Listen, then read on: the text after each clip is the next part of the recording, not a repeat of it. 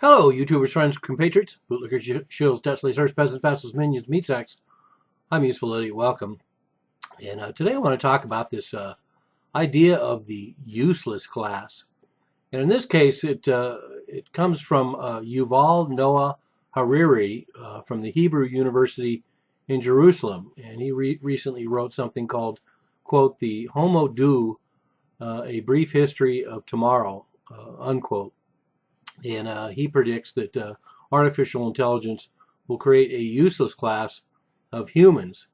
And he discusses the idea that through technology and artificial intelligence and robots, humans will further achieve godlike powers, as he calls them, and there will be the rise of the useless class.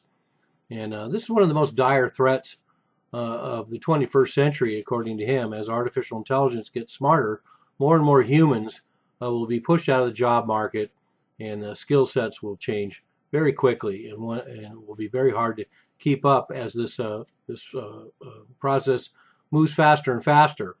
And this is something that's come up in a lot of videos I've talked about with automation and robotics in particular, and a lot of predictions now that there will be a lot of displacement. And I think we've seen that a lot. Once again, like I bring up in a lot of videos, a lot of the job losses that we see in the United States are not necessarily moving towards necessarily just outsourcing, but they're moving towards robotics. And even countries like China, with vast labor pools, find themselves moving more and more towards robotics. And we have the science community all over the globe working on the interface between robotics and artificial intelligence. And this is the direction that this guy is talking about. And also, interestingly, I'm seeing a lot of articles out there now tying together the ideas of universal basic income and robotics and this job displacement. So it's a hot topic right now, and there's a lot of material out there. And I tend to believe the more dire vision of the future with robotics and replacing human jobs, because we're seeing automation replace a lot of the most basic jobs, and we've seen that over the years with ATMs and self-checkouts, and even a lot of things that are done online is essentially a form of automation. So we have that, but also just looking at technology as it advances exponentially. Everything we see now with technology is advancing exponentially, and as we've seen previously, these trends, when they pick up that kind of speed, they do end up moving very, very quickly and can leave entire sectors of society behind. And he's aware of the writer of this is aware of similar predictions for the last 200 years, because there always had been. And a lot of the argument about the idea that there's going to be new jobs that will spring up that will support these new technological changes is one of the big arguments. And I tend to think that there's going to be a big difference between industry and technology. For example, we had a lot of industry, the Industrial Revolution, and that explosion, and there was a rise of all kinds of different sectors, industrial sectors, and work for people in industry that created a whole new job opportunities.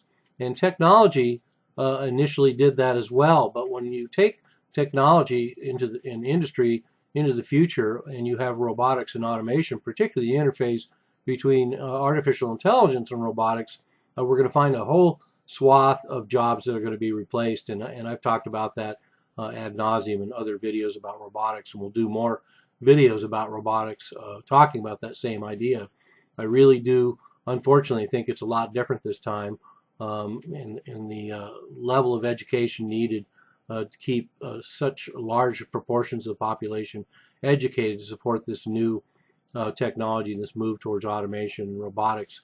I don't think it's going to pan out.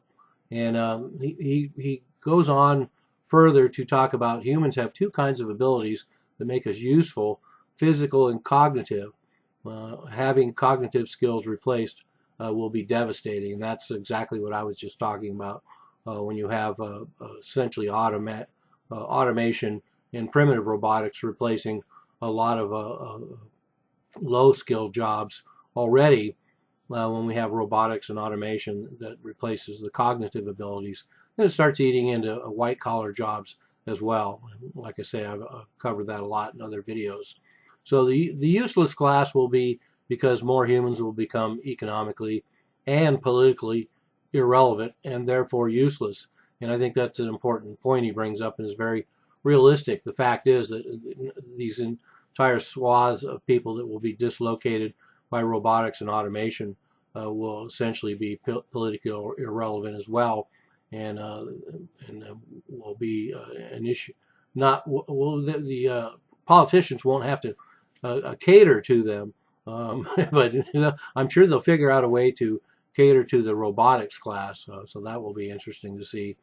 But so the article ends in discussing the idea of a future of virtual reality drugs and state subsidies. So we go back to the idea of basic universal incomes, both pharmaceuticals and now legal drugs, and then the advance not only of robotics and automation, but the advance of virtual reality. So it'll get to the point where people will just probably disappear into the virtual world, and as long as they go out and buy a few things online, I guess the handlers will be happy.